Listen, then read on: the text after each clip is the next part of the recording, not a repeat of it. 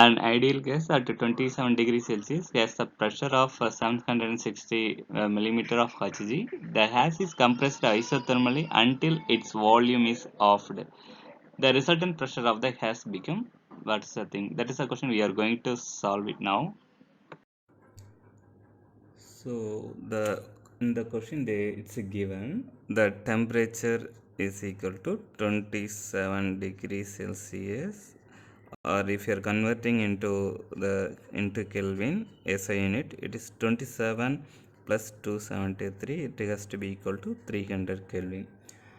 The pressure of the gas is it is equal to 760 millimeter of the mercury.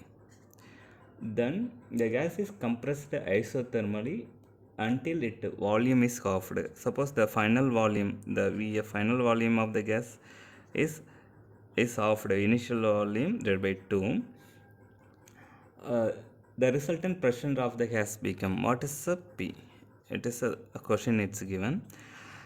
But one thing we have to note it down, it is an ideal gas. So it has to be obey the ideal gas equation.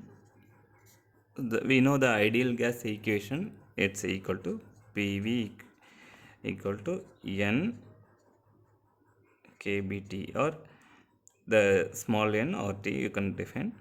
So if you are taking the pressure, suppose initial, first we can find the initially it's giving pressure P equal to 760 times the V initial, we can call V initial volume, times N kB. T is anyway it's 300 Kelvin. So this is the information we have for the initial. So if it is isothermally compressed, then volume has to be changed. So that means the finally what we know means, what is the pressure? It is a PF. The final pressure we can call VF.